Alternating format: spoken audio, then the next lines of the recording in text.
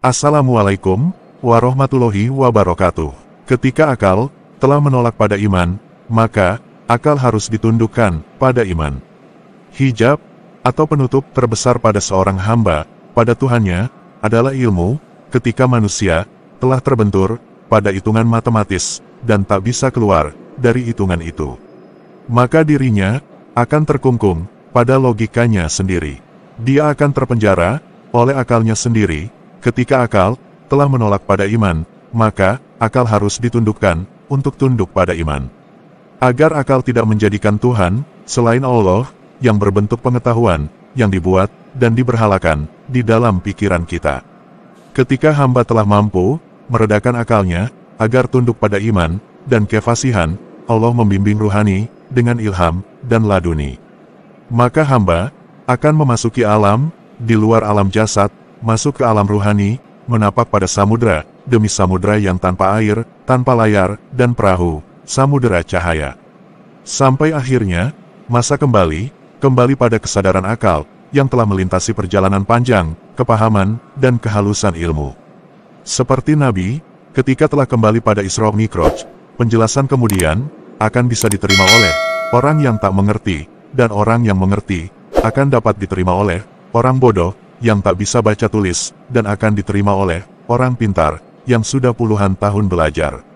Orang bodoh akan menerima dengan penerimaan yang sederhana, orang pintar akan menerima dengan peliknya kepahaman. Karena pembacaan yang disertai prasangka ilmunya dari berbagai sisi, satu masalah sederhana akan amat rumit di hadapan orang pintar, dan satu masalah rumit akan amat mudah di hadapan orang bodoh.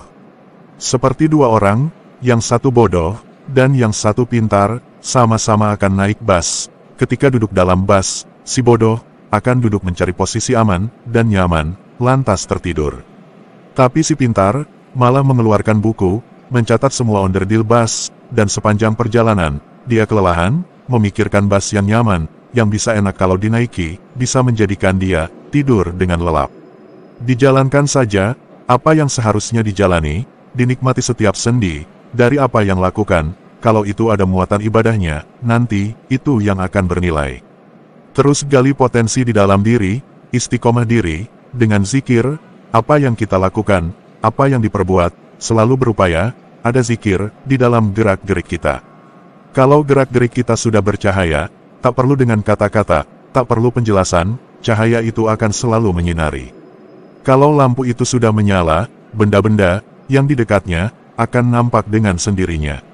Cahaya akan memberi penjelasan, tak butuh kata-kata, orang akan tahu, orang akan butuh, cahaya akan menunjukkan jalan, mana seharusnya, langkah yang harus kita pijak, mana duri, mana kaki.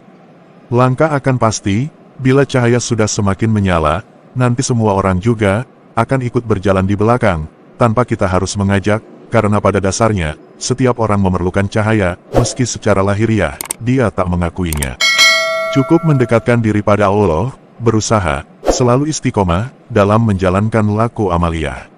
Nanti, akan Allah anugerahkan, berbagai ilmu, ilmu dari sisi Allah, bukan ilmu yang dipelajari, bukan dengan khodam jin, atau malaikat. Sebab kita tak butuh jin, juga tak butuh malaikat. Para malaikat itu, sudah sejak penciptaan Adam, malaikat tugasnya adalah melayani Adam, makanya diperintah sujud pada Adam.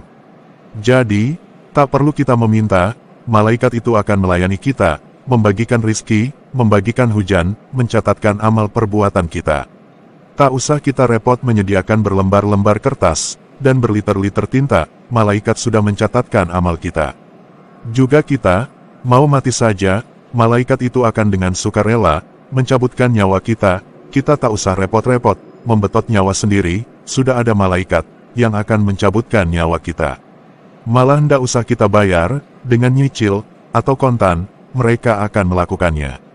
Jadi, yang kita butuhkan bukan khodam, yang kita butuhkan adalah, penyesuaian penghambaan kita kepada Allah, meletakkan diri, sesuai dengan kodrat, kenapa kita diciptakan. Ku hanya berpesan padamu, tidak lain, hanya berpesan pada diriku sendiri, teruslah gali dan gali, cangkul dan cangkul dirimu, gali, dan cangkul sedalam-dalamnya, biar orang bilang, mau bikin kuburan sendiri. Jangan patah arang dan asa, Itu hanya angin cobaan, dan biar berlalu dengan hembusannya. Orang tak tahu, dengan apa yang kamu gali, terus gali, dengan zikir, yang penting, kerjakan saja, apa yang seharusnya dikerjakan, mengistiqomahi, apa saja yang semestinya diistiqomahi, belajar endapkan rasa, endapkan keinginan. Taatlah pada gurumu, dengarkan, dan patuh, karena beliau yang lebih tahu akan dirimu. Semoga rahmat dan ridho Allah selalu menyertaimu.